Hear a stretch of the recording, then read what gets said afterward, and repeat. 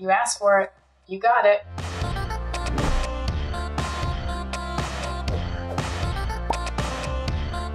Hey everybody, it's Viv, and this is the sewing room tour that you've been asking for.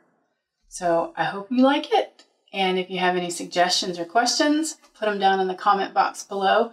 Some of you've seen sneak peeks because you've been watching me sewing live every once in a while, so I hope you enjoy those videos, and I hope you enjoy this one. Come check it out. This is my fabric library, christened by my middle child.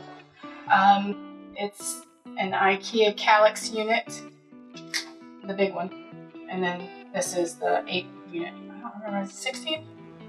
I don't remember. We'll link what items below we can.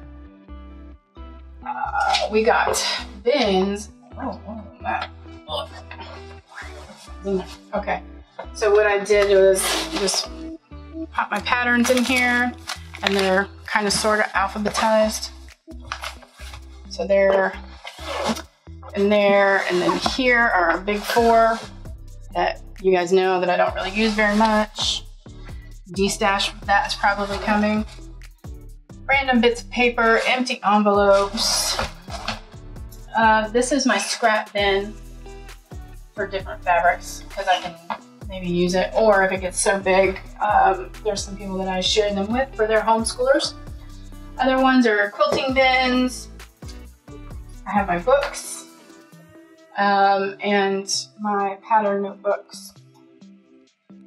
The fabric is not really organized into anything specific. It's more like where there was space on the shelf. Other than this, like my laces and my compression mesh thing type stuff. There's other like fat quarters and hardware kit stuff's up here, buttons and that kind of a thing. And around the room, Jack has given me some hooks, put up some hooks for me so I can hang all my rulers up because, you know, trying to access them somewhere else is just not even its easiest. This is very, very easy. I have some of my knitting and crochet stuff in here that I will admit is probably feeling slightly abandoned. I have some storage under the table that Jack built, and then I have some bins underneath that are batting and quilting fabrics and other scraps and machine parts, this, that, the other. This is some kind of technological thing. I don't know. I just work here. My dummy, my latest creation. I have my mom's sewing machine, which at some point I hope to go ahead and get serviced so that I can do all my top stitching with that and leather sewing. We picked this up from Michael's, and if they have it, I'll link it. It's just a little way to kind of store some of my things that I've been using for pattern making and adjusting and that kind of thing. You'll remember this from the old room. Let's see. These papers, if I can get the link, I'll share it with you guys. It's just a measurement chart. And they have girl pirates and boy pirates. And so this is all of the family's measurements that I use. Because that way, if I feel like making somebody else something, then I can have measurements for it. And if you guys follow me on Instagram, you might have seen the clean out of this sewing closet. Excuse me. All of my PDF patterns, like the original, because what I do is I print out the thing or have a PDF pattern printed. So I either hang them or roll them and put them in this bin. And then I trace off the sizes that I need. Because I sew for so many different people, I need the whole size range. My travel sewing kit, my machine boxes, Jack's quilt that's not done. I'm going to talk about that. I have more rulers, and then I have like random things hanging around, notebooks for ideas and things that I want to get done.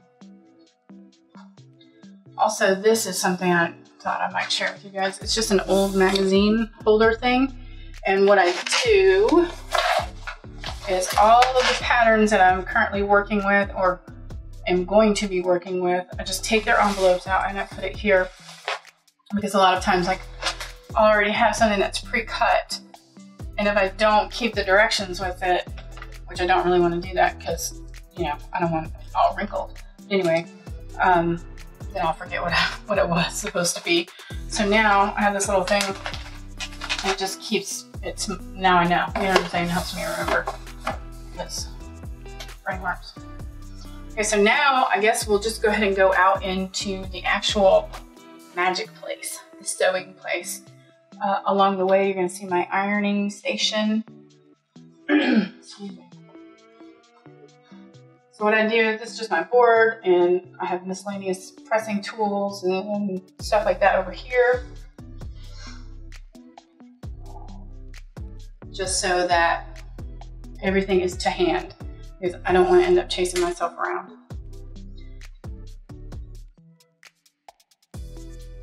So out here is the desk, and we went ahead, we have the Linman and the Alex drawers, and what we did was we actually went back and got another set of Alex drawers and a shorter Linman tabletop to go ahead and be able to hold all of my machines. This one doesn't normally sit out here, it's only sitting out here right now because I'm making ash jeans for my daughter. So yeah. This is the Baby Lock Soprano, Olga. This is the Baby Lock Imagine, Brunhild. And then this is the BLCS2, and I can't remember what I named her, so that ought to tell you something. Miscellaneous jars to hold things. All my tins have things in them. Those are like lingerie elastics. I have more notebooks for, well, right there. More notebooks for ideas, because I just never know when it's gonna hit me in the head. And the drawers haven't changed very much since the last time you saw them. I try to keep the things that, whichever machine it's by, you know, I keep those feet, those accessories, those tools near it. We mounted our magnetic pin holder thingamabob here, and I have books and notebooks and markers and pens and pencils,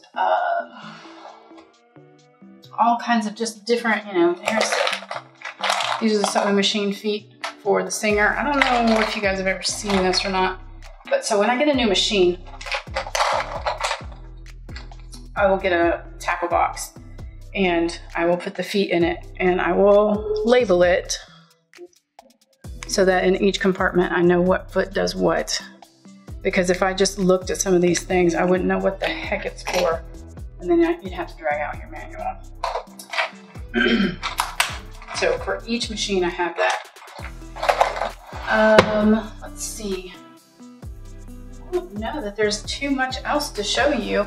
I have all of my things in my drawers are in different bins because I want to be able to grab things easily. And I don't want to dig through things, and you know, some sewing tools can be kind of sharp. So if you're sticking your hand randomly, you'll never know if you're going to come out bleeding or not. This is just sewing projects that I haven't finished.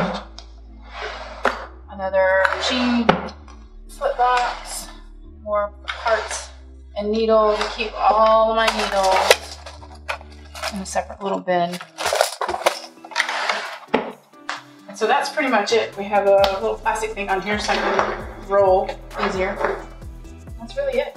There's not too much to it. It's a lot bigger space than I had before, and it's a lot more practical and efficient.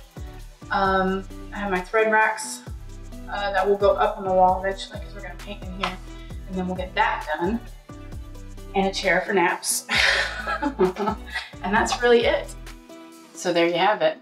I hope that you guys enjoyed the video. Let me know what you think might work for you, or again, if you have any suggestions, I'd be happy to hear them. We're still kind of working on it. It's like a work in progress. You know, as you spend time in the space and you use it, you find out what works and what doesn't work. Like for instance, my interfacing bin is just, it's in a corner because nobody likes it. So if you have suggestions on how to store those types of things, or if you have any questions about how I've stored things, just let me know. I really hope you enjoyed the video, and thanks everyone for subscribing, and we'll talk to you again soon. Bye.